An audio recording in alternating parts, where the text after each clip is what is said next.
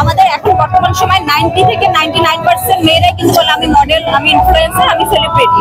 তো সেই জায়গা থেকে তারা কিন্তু মডেল না, তাদেরকে আমরা কখনোই কোনো কাজে দেখিনি, তাদেরকে আমি কখনোই কোনো র্যাম্প দেখিনি, তাদেরকে কখনোই আমি শুটে দেখিনি। তো এখন তারা যদি নিজেদেরকে আসলে মডেল বলে বা নিজেদেরকে আখ্যায়িত করে, এটার কিন্তু দায়ভারটা আমার না, এটা আসলে সাধারণ দর্শকই খুব ভালো মতো জানে আসলে কারা কাজ করছে কারা করছে না।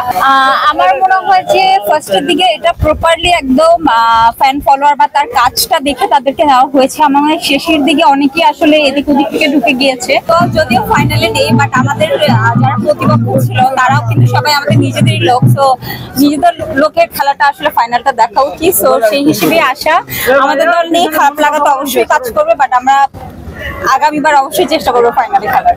কোন দলকে সাপোর্ট দিচ্ছে?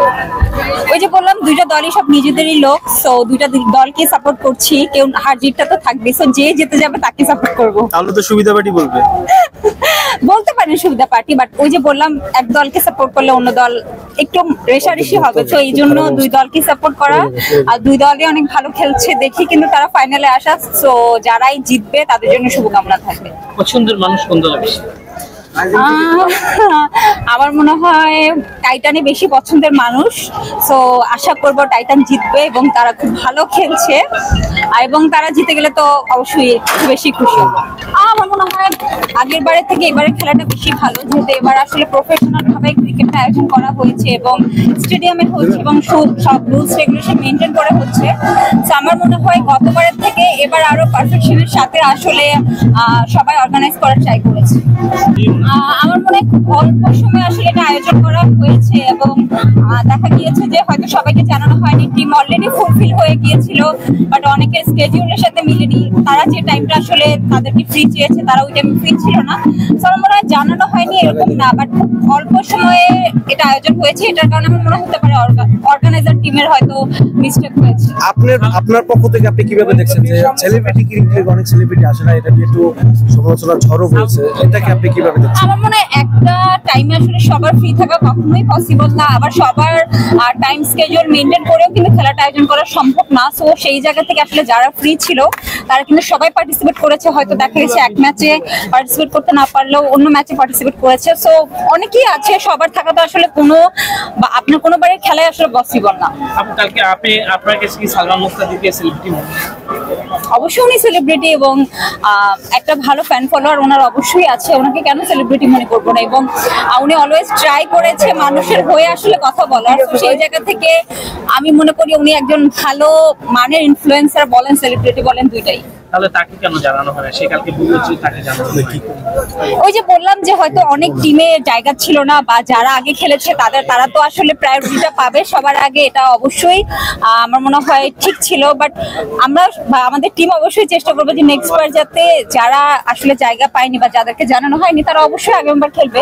আসলে আপনি একটু আগে কিন্তু বলছেন সেলিব্রিটি সালমান মুস্তাফিজ কিন্তু অনেক দিক থেকে সেলিব্রিটি, কিন্তু সেখানে সেলিব্রিটিরা না জায়গা পেয়ে অনেকে চিনেও না, আমরা দেখলাম, নাম বলবো না, তারা খেলছে, কিন্তু যারা মেইন সেলিব্রিটি তারাই জায়গা পাচ্ছে না। এইটা আপনি আমি একটু যুক্ত করি, আপু এখানে একটু যুক্ত করি, সেলিব্রিটি হিসেবে যুক্ত করছেন আপনারা কিভাবে, মানে কিভাবে বিবেচনা করছেন একটা সেলিব্রিটিকে?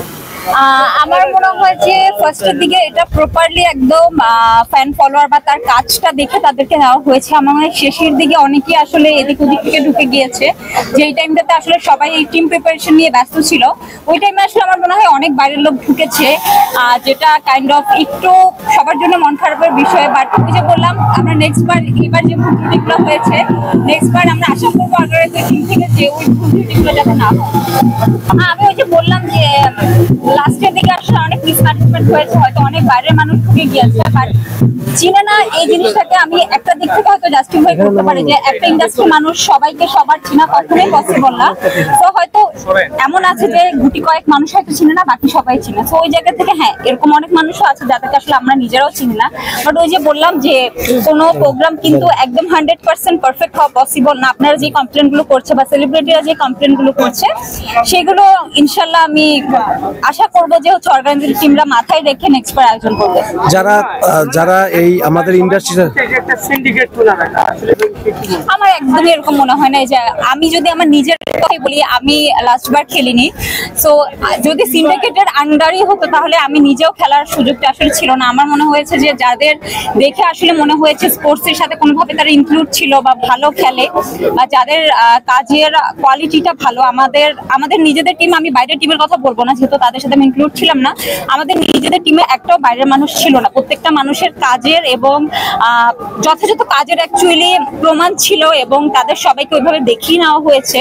সো বাইরের টিমের আসলে জাজমেন্টটা আমি করবো না, আমি আমার টিম নিয়ে আসলে বলতে পারবো না। আপনি কি মনে করেন না যে আপনাদের সেলিব্রিটি এই যে ক্রিকেট লিগে যারা এসছে এখানে প্র্যাকটিস করেছে, বিভিন্ন সমালোচনা বইছে ফেসবুক, সামাজিক যোগাযোগ মাধ্যমে, তারা আসলে কারা?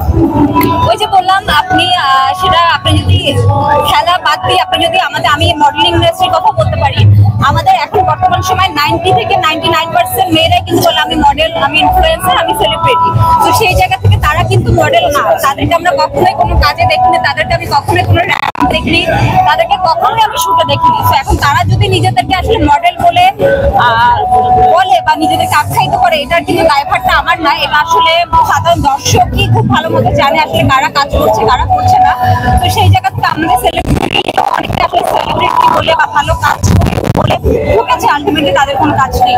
নেক্সট বার ইনশাআল্লাহ দল আরো বাড়বে। এবার যেটা হয়েছে খুব অল্প সময়ের ভিতর আসলে টিমগুলো অর্গানাইজ করা হয়েছে, আমি বলতে পারি 4-5 দিনের ভিতর আসলে পুরো ম্যাচটা আসলে আয়োজন করা হয়েছে। সেই জায়গা থেকে হয়তো ওরা বেশি টিম নিয়ে রিস্কটা নিতে চায়নি, কারণ বেশি টিমকে আসলে যাচাই বাছাই করাও একটা লম্বা প্রসেস। সো আশা করি